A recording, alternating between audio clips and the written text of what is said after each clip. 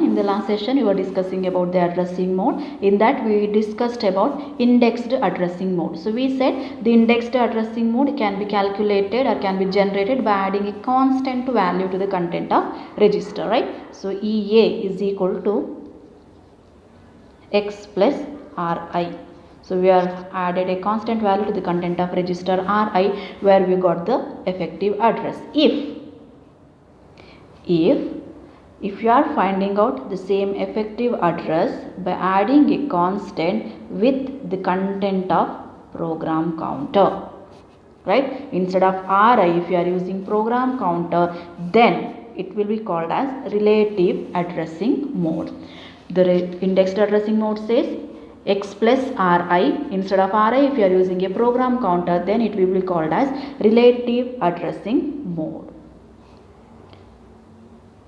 So instead of register, you will be using program counter. So this is one of the simplest addressing mode, right? So already we know program counter, it will be holding the address of the next instruction to be fetched and executed, right? So move with the next one. The last we have additional mode. So the additional modes are two kind. One is auto increment and the other one is auto decrement mode.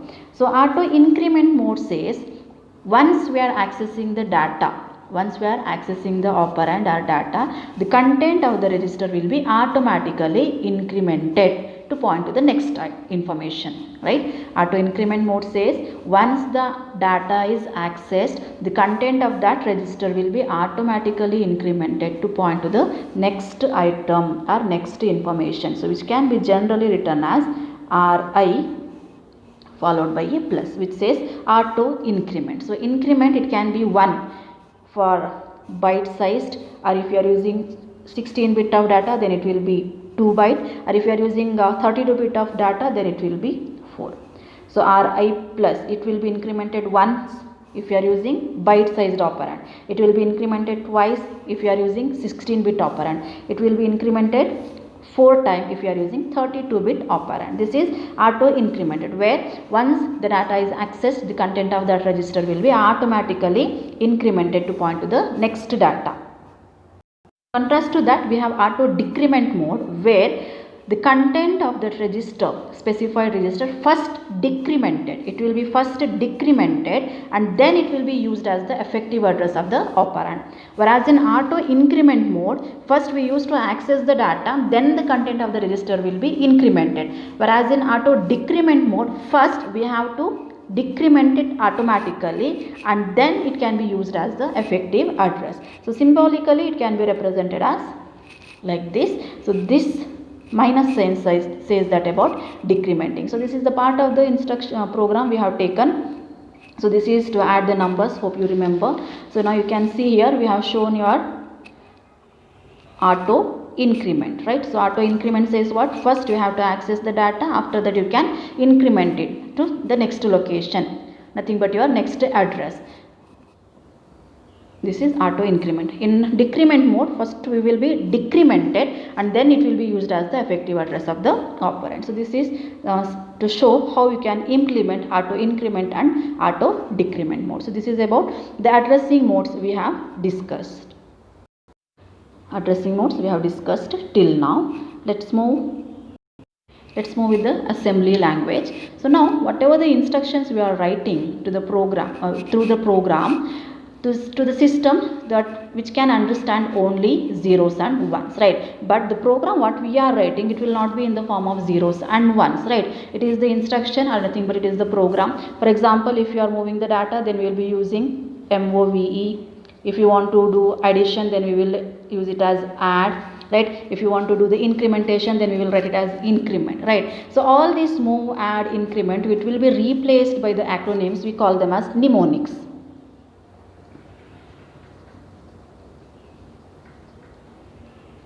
We call them as mnemonics, such as for move you will be using MOV. For addition you will be using ADD.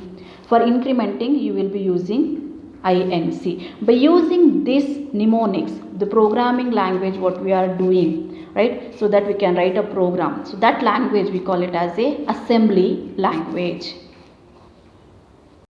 but we need a program which can convert this assembly language into the machine form, right? Because the computer can understand only zeros and one, but the program what we are writing, it is in assembly language. So we need a program who can convert this assembly language program into machine instruction, and that program we call it as assembler. The program, the alphanumeric program what we are writing in the text format, it will be called as source program, and the converted machine language program is called as object program, right? So assembly language is nothing but the programming, right? This is a complete set of the symbolic names, and the rules for their use constitute a programming language which we call it as assembly language, right? The mnemonics we will be using like MOV, ADD, right? The text format program what we have written, it will be called as a source program, and the machine converted program we call it as a object program. To convert this assembly language program into machine instruction, we need a program, we call it as assembler.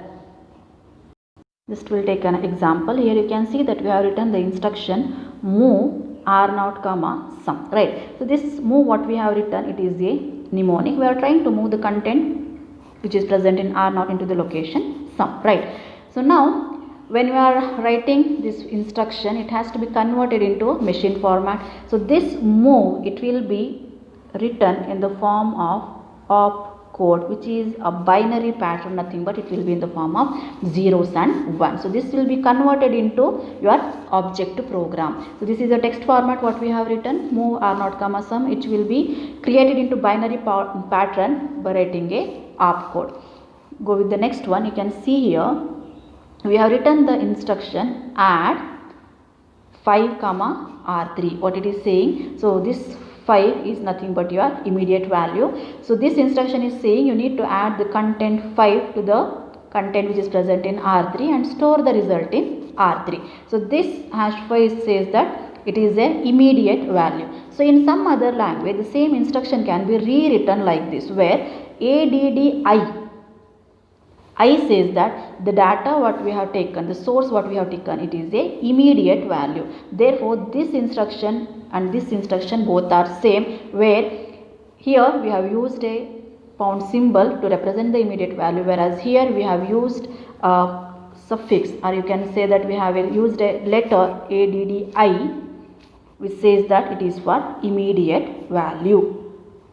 Go with the next example. You can see here we have written move 5 comma r2. So now this r2, it is put in a location, right? So this is the memory location whose address is held in register r2. Now we are moving this 5 to that location. The same instruction can be rewritten like this, where this hash 5 again it is the immediate value. To say that it is the immediate value, the instruction what we have written move I. So I says immediate value. So now you are trying to move this immediate value into the memory location whose address is held in register R2. So now we need some instruction to make your assembler to work. We have to direct the assembler how it has to work. So assembler is what? It will convert your text format program into object program. Now we have to direct the assembler how it has to perform particular tasks. So we will deal with the next topic, that is called as assembler directives.